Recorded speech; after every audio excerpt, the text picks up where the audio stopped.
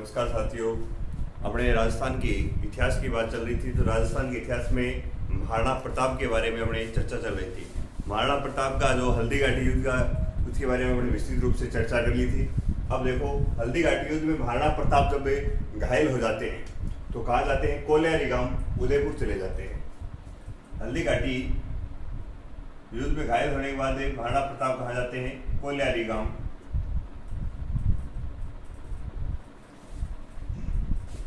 उदयपुर। यहाँ महाराणा प्रताप क्या है, अपना और अपने सैनिकों का इलाज करवाते हैं। उसके बाद महाराणा प्रताप जो है वो कुंभलगढ़ दुर्ग की तरफ चले जाते हैं। यहाँ से कहा जाएंगे कुंभलगढ़ दुर्ग। अब महाराणा प्रताप के पास है यही कुंभलगढ़ दुर्ग बचा था, तो इसमें नोट करना कुंभलगढ़ दुर्ग में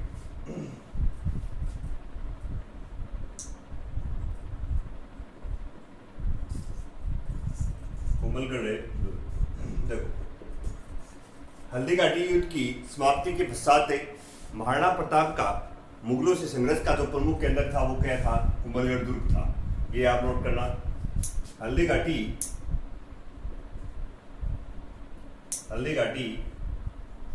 युद्ध के पश्चात महाराणा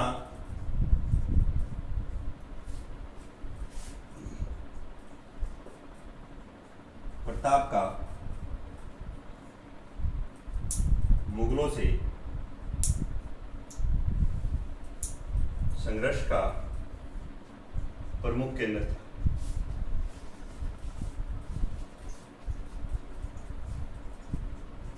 अब अकबर को भी इस बात का पता था कि महाराणा प्रताप के पास एक कुंभलगढ़ दुर्ग है, तो इसने अकबर ने कुंभलगढ़ दुर्ग पर भी आक्रमण करवा दिया।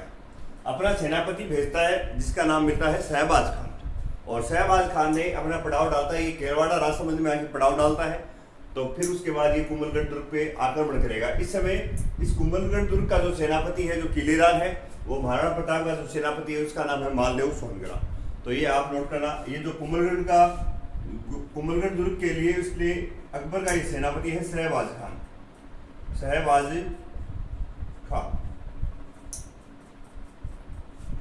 नोट लेना, ये अकबर का सेनापति।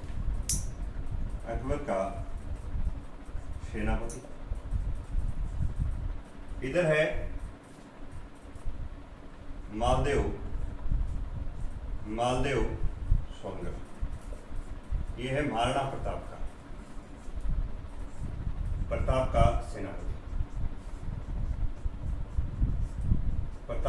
सेनापति। इनके मध्य ये युद्ध होता है, और ये होता है 3 अप्रैल 1578 को ये युद्ध होता है। इसमें शहबाज खान क्या है, विजय हो जाता है। तो ये पहली बार होगा जब कुंभलगढ़ दुर्ग जीता गया। ये पहली बार हुआ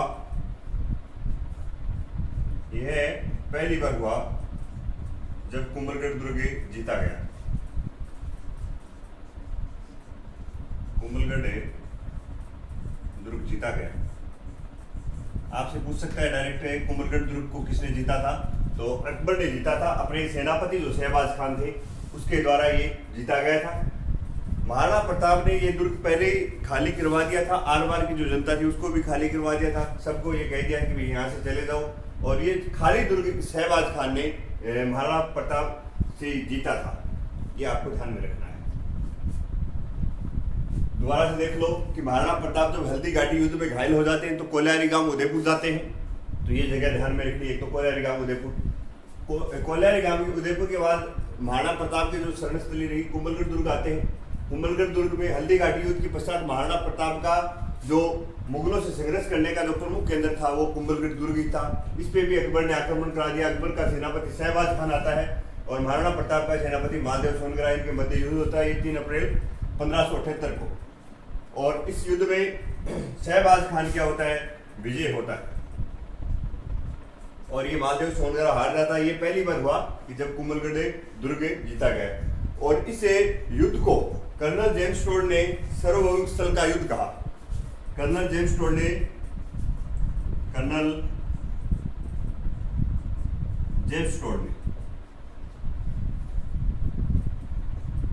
इस युद्ध को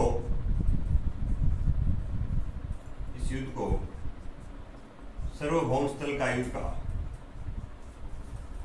सार्वभौम स्थल का युद्ध कहा। सार्वभौमिक के स्थल का युद्ध कहा। ये आप नोट करें। कर्नल जेम्स टोड ने इस युद्ध को क्या कहा है? सार्वभौमिक स्थल का युद्ध कहा है। उसके बाद अब देखो, मेवाड़ की आर्थिक स्थिति खराब हो चुकी है। मेवाड़ की आर्थिक स्थिति जब खराब हो जाती है तो मेवाड़ में एक भामाशाह हुए थे, उन्होंने महाराणा प्रताप की सहायता की थी। तो उन भामाशाह के बारे में हम अपने थोड़ी चर्चा करते हैं, तो नोट करना भामाशाह।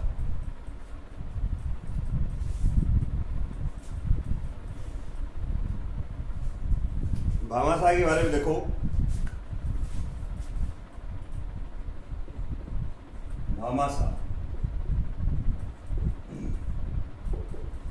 भामाशाह जो थे, एक तो ये महाराणा प्रताप के पीएम थे। एक तो ये चीज आपको नोट करनी है, महाराणा प्रताप के प्रधानमंत्री भामाशाह थे। इनका संबंध है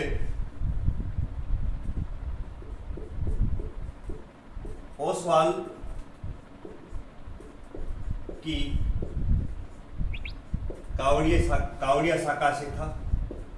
इनका संबंध ओसवाल की कावड़िया शाखा से था। ये पाली से थे। वैसे पाली, ये ध्यान में रखना, पाली से थे। संबंध इनका ओसवाल की कावड़िया शाखा से था। और नोट करना, महाराणा ये जो भामाशाह जो थे, भामाशाह ने महाराणा प्रताप को, जब मेवाड़ की आर्थिक स्थिति खराब हो जाती है तो एक स्थान है 1580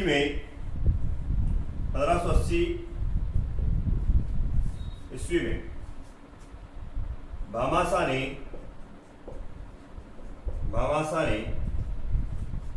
चुलिया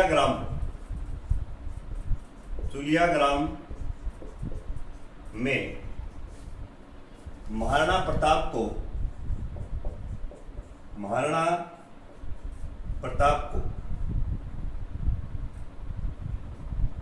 को 20,000 से अधिक के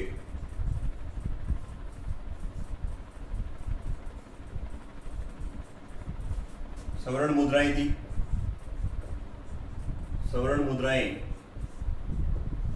दी। इसलिए भामाशाह को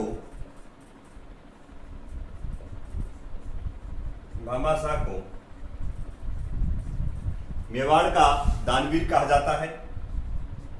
मेवाड़ का दानवीर और मेवाड़ का रक्षक भी कहा जाता है। वह मेवाड़ का रक्षक कहा जाता है। रक्षक के कहा जाता है।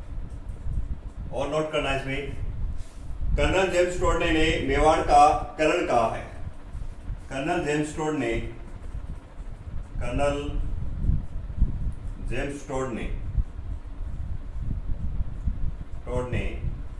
इन्हें मेवाड़ का करण कहा है। दोबारा देख लो, भामाशाह जो थे वो महाराणा प्रताप के प्रधानमंत्री थे। प्रधानमंत्री के साथ साथ इनका जो संबंध था ओसवाल की कावड़िया शाखा से था। ये पाली से थे, पाली जिले से, उस समय पाली से थे। 1580 में एक ग्राम था जिसका नाम था चुलिया ग्राम में महाराणा प्रताप की भेंट होती है भामाशाह के साथ। और तब ऐसा बताया जाता है इन्होंने अपनी जो सारी संपत्ति जो थी भामाशाह ने महाराणा प्रताप को दे दी थी, क्योंकि मेवाड़ की जो कंडीशन थी, आर्थिक स्थिति वो खराब हो गई थी। इसलिए इसे मेवाड़ का दानवीर और मेवाड़ का रक्षक कहा जाता है। और कर्नल जेम्स टोरनी ने मेवाड़ का कर्ण कहा था भामाशाह को। आगे हमें नोट करना, महाराणा प्रताप का जो अगला युद्ध होगा वो दिवेर का युद्ध होगा। तो नोट करना दिवेर का युद्ध।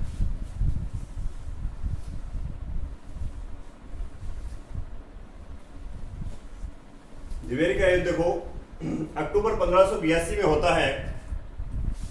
तो हेडिंग डालना दिवेर का युद्ध। दिवेर का युद्ध, दिवेर का युद्ध है।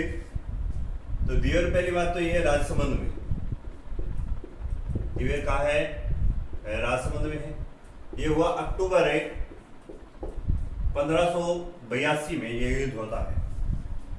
दिवेर का युद्ध राणा प्रताप वर्सेज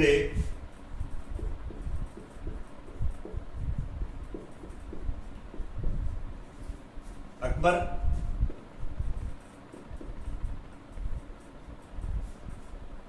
दिवेर के युद्ध में जो अकबर का जो सेनापति था सुल्तान खां, सुल्तान खां नेतृत्व ये करेगा। और इधर है इनका पुत्र अमर सिंह, अमर सिंह, ठीक है।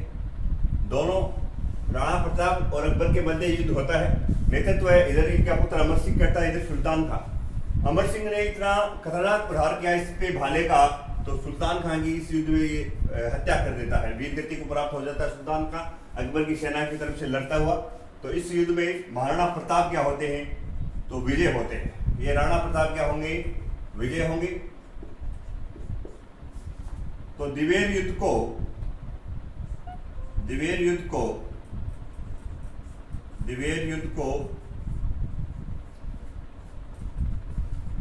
महाराणा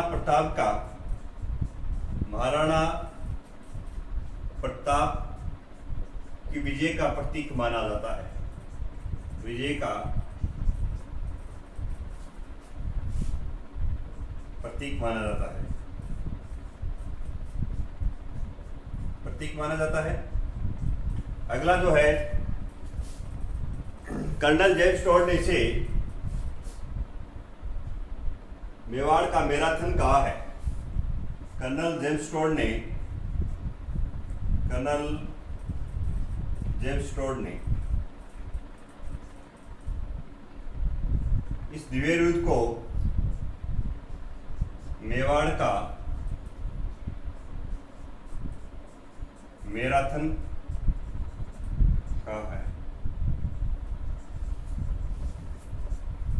ये आपको ध्यान में रखना है। दिवेर युद्ध हुआ अक्टूबर 1582 में, राजसमंद में हुआ। राणा प्रताप और अकबर इस युद्ध में दोनों ने भाग नहीं लिया। राणा प्रताप और अकबर ने दोनों, अकबर ने तो अपना सेनापति सुल्तान खां भेज देता है। और दिवेर युद्ध की चर्चा चल रही थी। दिवेर युद्ध राजसमंद अक्टूबर 1582 में होता है। राणा प्रताप वर्सेज अकबर के मध्य ये युद्ध हुआ। इसमें नेतृत्व जो करे थे अमर सिंह और सुल्तान खां दोनों के सेनापति थे। इसका अकबर का सेनापति सुल्तान खां था और राणा प्रताप के पुत्र अमर सिंह इस युद्ध का नेतृत्व कर रहे थे। तो दिवेर युद्ध में इस अमर सिंह ने सुल्तान खां की हत्या कर दी थी। तो दिवेर युद्ध को महाराणा प्रताप की विजय का प्रतीक माना जाता है। और कर्नल जेम्स टोरनी से मेवाड़ का मैराथन कहा था। आगे अब नोट करना आप चावंड।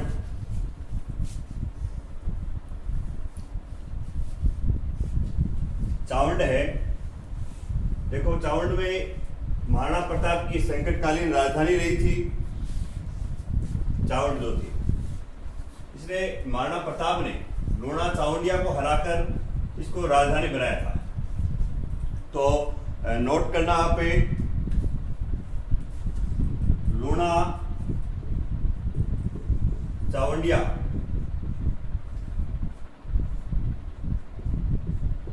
को हराकर 1585 में महाराणा प्रताप ने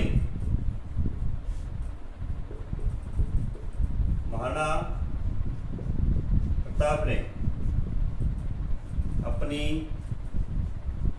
राजधानी बनाया।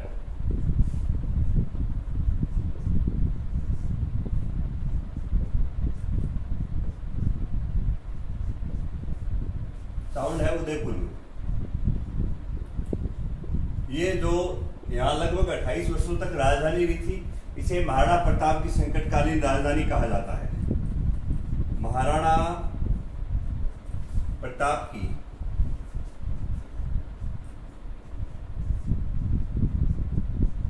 संकटकालीन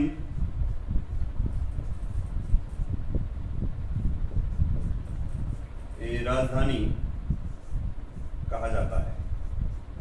ये आप नोट कर लेना। चावंड उदयपुर है। चावंड कहाँ है? उदयपुर में है। और लूणा चावंडिया को हराकर महाराणा प्रताप ने 1585 में चावंड को अपनी राजधानी बनाते हैं और ये महाराणा प्रताप की संकटकालीन राजधानी रहती है। उसके बाद ये लगभग 28 वर्षों तक चावंड ही मेवाड़ की राजधानी रहती है। आगे आप नोट करना, बांडोली। बांडोली भी है उदयपुर में।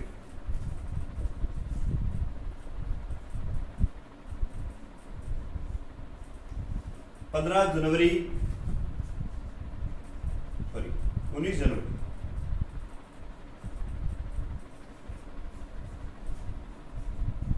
1997 को अंतिम संस्कार हुआ महाराणा प्रताप का बांडोली में। अंतिम संस्कार। यहां महाराणा प्रताप की 8 खंभों की छतरी है। 8 खंभों की छतरी, और ये बनवाता है इनका पुत्र है अमर सिंह। 8 खंभों की छतरी है महाराणा प्रताप की।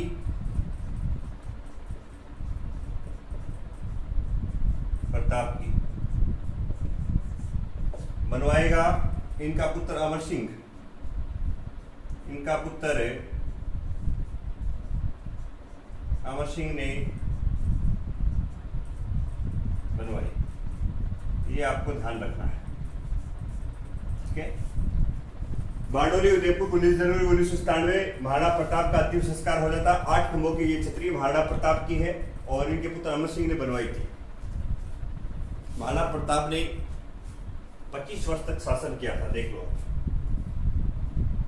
अब आगे आप ये एग्जाम में पूछ लिया गया है कि महाराणा प्रताप ने कितने वर्षों तक शासन किया था। इनकी ये हर एक डेट आपको ध्यान में रखनी है। महाराणा प्रताप से कुछ भी पूछ सकता है। बलीचा, आगे लगाओ हेडिंग बलीचा। बलीचा उदयपुर में ही है और बलीचा में महाराणा प्रताप के जो पीले घोड़े हैं उनके चेतक का स्मारक है। तो सीधा नोट कर लेना आप, बलीचा उदयपुर में है। महाराणा प्रताप की पीले घोड़े का स्मारक है। महाराणा प्रताप के चेतक घोड़े का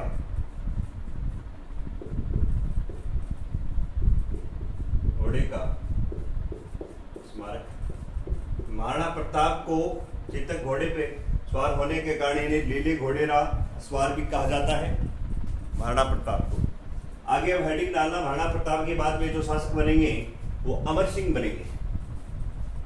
देखो अमर सिंह का जो कालक्रम है 1597 से लेकर 1620 तक अमर सिंह का कालक्रम बताया जाता है। अमर सिंह में आपको एक कंसेप्ट बिल्कुल ध्यान में रखना है, एग्जाम में वही पूछा जाता है। 1597 से 1620 इनका कालक्रम मिलता है।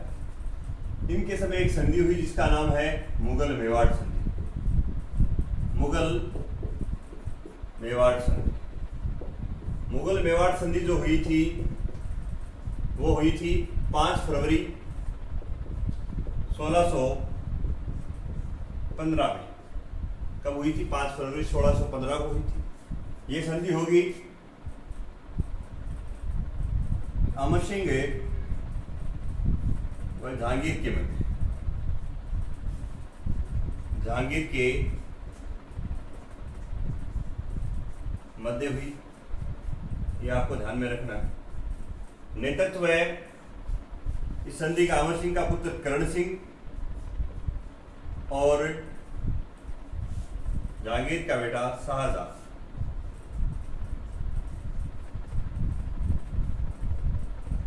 नेतृत्व कर रहे थे। दोनों मुंह बोले भाई बनते हैं, एक दूसरे को पगड़ी पहनाते। तो ये मेवाड़ की मुगल मेवाड़ संधि हुई थी। ये प्रथम मुगल मेवाड़ संधि भी बोला जाता है इसको। प्रथम मुगल मेवाड़ संधि 5 फरवरी 1615 को होती है। अमर सिंह और जहांगीर के मध्य होती है और नेतृत्व करण सिंह व शाहजहां कर रहे थे। इस संधि की 4 शर्तें थी। 4 शर्तें ये थी। पहली शर्त तो ये थी कि राणा, जो मेवाड़ की जो राणा है वो कभी मुगल दरबार में उपस्थित नहीं होंगे। दूसरी, मेवाड़ के राणाओं का जो नेतृत्व है वो उनके पुत्र करेंगे। तीसरी शर्त ये थी कि मेवाड़ के राणा फिर कभी चित्तौड़गढ़ के निर्माण नहीं करवाएंगे, चित्तौड़ दुर्ग जो है उसका निर्माण नहीं करवाएंगे। चौथी जो शर्त थी कि मेवाड़ के राणा कभी मुगलों के साथ क्या वैवाहिक संबंध स्थापित नहीं करेंगे। ये इस संधि की 4 शर्तें थी। अगर आप नोट करना चाहो तो कर लो, संधि की शर्तें नोट कर लो। 4 शर्तें। शर्तें नंबर 1, मेवाड़ के राणा कभी मुगल दरबार में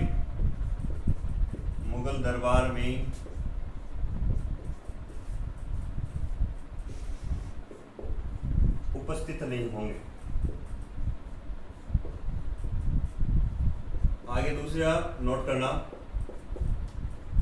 दूसरा, मेवाड़ के राणाओं का नेतृत्व है उनके पुत्र करेंगे।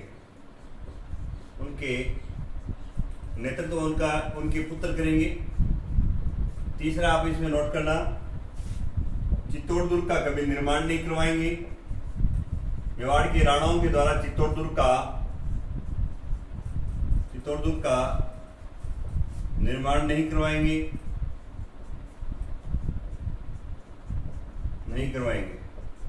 और मेवाड़ी शासक कभी मुगलों के साथ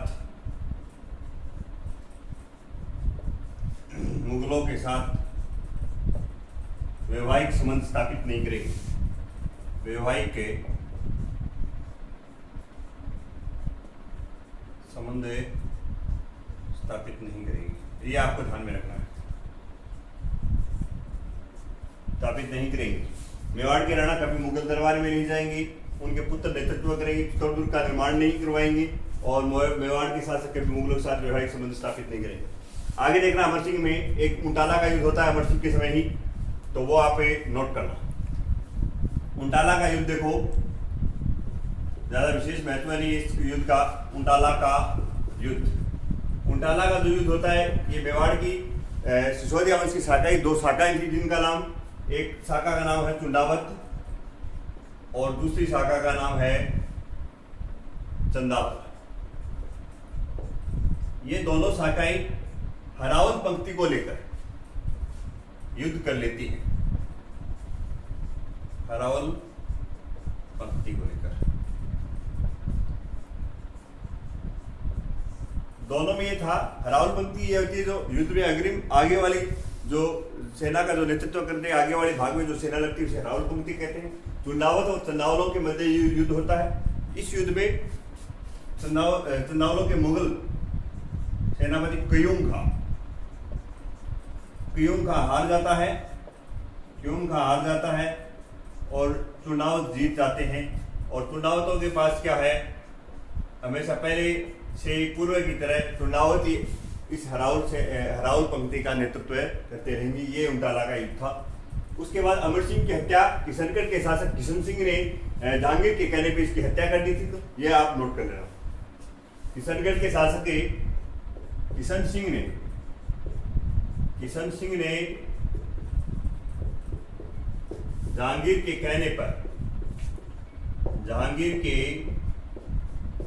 कहने पर हत्या की और आहड़ का स्मारक है। एग्जाम में प्रश्न जो पूछेगा वो मुगल मेवाड़ संधि ही वाला ही पूछता है। अमर सिंह से जो पूछता है वो मैंने आपको बता दिया है। आगे नोट करना, अमर सिंह के बाद इनका जो पुत्र होगा करण सिंह में एक ही बात आपको याद रखनी है, इसने पिछोला झील के अंदर जग मंदिर का निर्माण कार्य प्रारंभ कर दिया था। आप करण सिंह में एक बात ये याद रख लो, करण सिंह पिछोला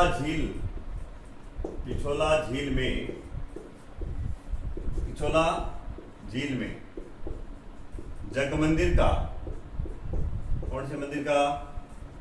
जग मंदिर का